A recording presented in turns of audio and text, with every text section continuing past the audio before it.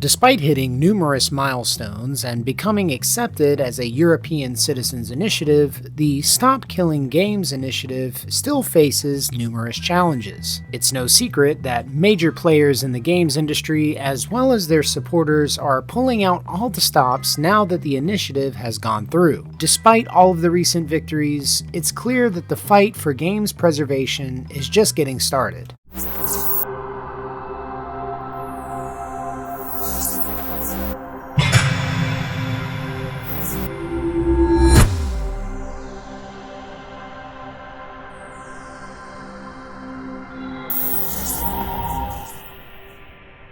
Hello fellow travelers and welcome to the Hard Light Network. Now that Stop Killing Games has hit the required number of signatures to be considered a European citizens initiative, major players in the industry are scraping the bottom of the barrel to try and take it out. It's clear that the big industry shills can no longer downplay the potential impact of this initiative.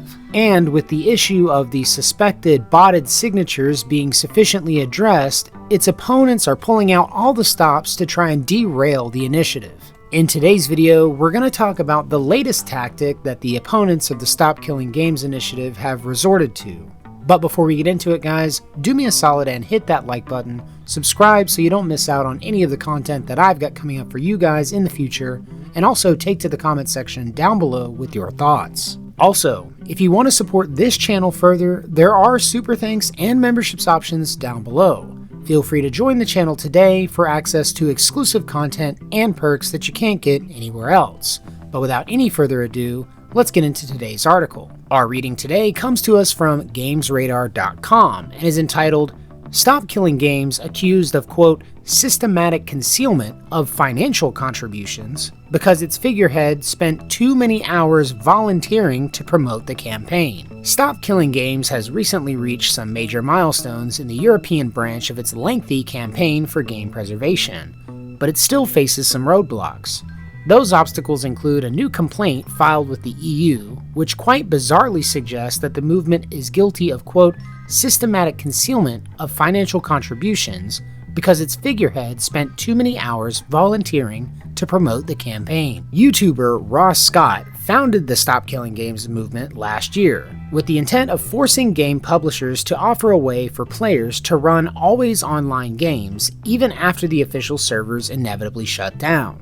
The idea was to simultaneously pursue every legal avenue to force regulators worldwide to take notice, but by far, the biggest arm of the movement has been a European citizens initiative that has now garnered over 1.4 million signatures. That petition is now the subject of an anonymous complaint filed with the EU, accusing the initiative of a, quote, false no-funding declaration and systematic concealment of major contribution. EU initiatives are required to report any funding above €500 per sponsor. The complaint says that Scott should be considered such a sponsor because he spent too many hours promoting the campaign. The complaint cites an interview Scott did with PC Gamer last month, where he said that, quote, there have been many weeks on the campaign where I've been working 12 to 14 hours a day to keep things moving to get signatures.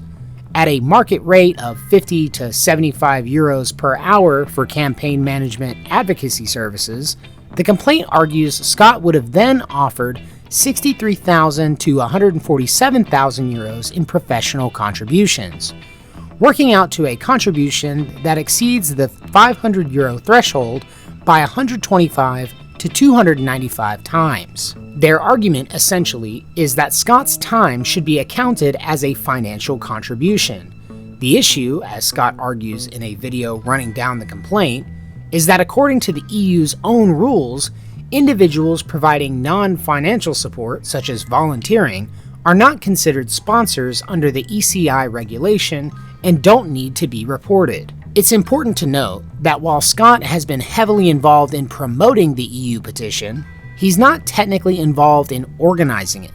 As a US citizen, he isn't eligible to.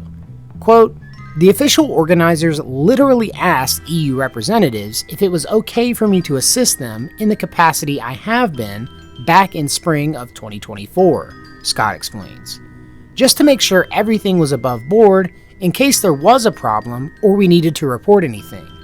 They said what I've been doing is fine. We've been doing this by the book, guys.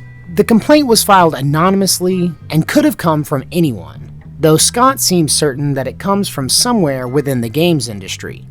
I'd have to think any major publisher would have to put a more airtight case together, but the campaign is certainly facing pushback from industry groups.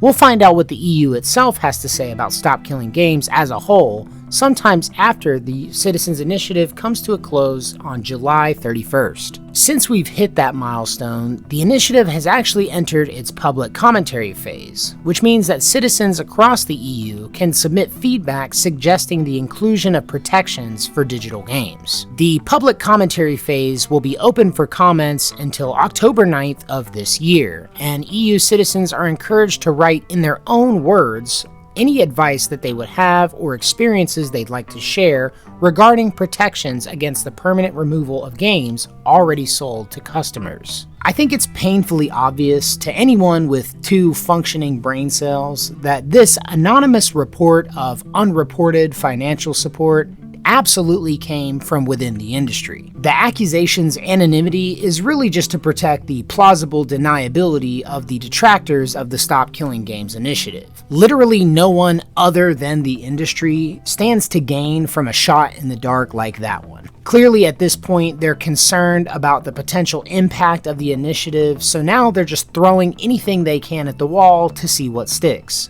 It's clearly just a shameless legal tactic meant to disrupt the actual conversation about how to move forward with the initiative. At this point, I think they realize that change is just around the corner and consumer protections are about to be upheld, so they're just stalling until that point. And everyone in the comment section of this article literally knows that this is the case. But of course, there's always that one corpo shill in the comment section dedicated to towing the line for these companies. As we see here with this comment from Ravenwork, who says, "I hate always on DRM as much as the next gamer, but this whole campaign seems to be doomed to fail because of what it's asking for.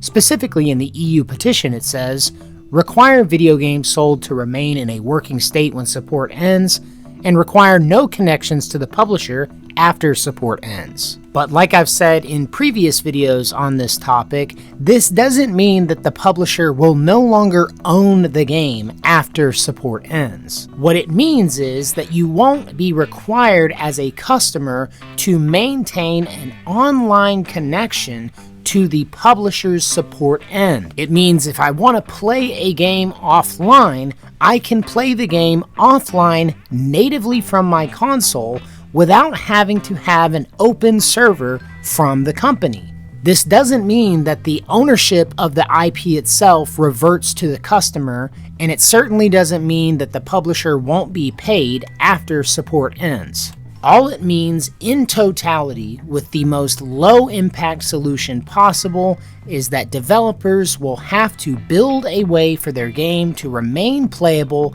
after online support ends. This isn't a radical change to the industry or a totally unheard of, never before seen idea. This is how games used to be designed for decades. Like I said before, right now I have 30 plus games on my shelf that I can put into a console and play natively with no internet connection. It's been done before, it can be done again. Hell, even with online considerations, we know that this is possible because GOG's entire business model is based on this exact practice. Digital copies of games are sold DRM-free with offline installers, allowing customers to play their games natively without a connection to company servers. The apocalyptic claims that these industry talking heads are making, like this will turn the industry on its head and that this is an impossible feat that no developer can accomplish, are completely unfounded. This isn't about an ability to produce games with offline functionality. This is about companies trying to protect their live service cash cows and maintain control of a product they've already sold. But that's going to do it for this video today, guys. Thank you so much for everybody who has watched up to this point. If you liked this video, leave a like and don't forget to subscribe before you head out. Also, leave a comment down below with your thoughts on this issue. This is some much needed good news coming out of the games industry, and the fact that consumer protections are coming to the forefront of the discussion is massively hopeful. At this point, supporters of SKG and game preservation in general really just need to keep the momentum going and ensure that these consumer protections are brought to their own countries. But that being said, I've got to take a much needed victory lap. So as always, thank you guys for watching. If you liked the video, leave a like, and until next time, love you guys, safe travels.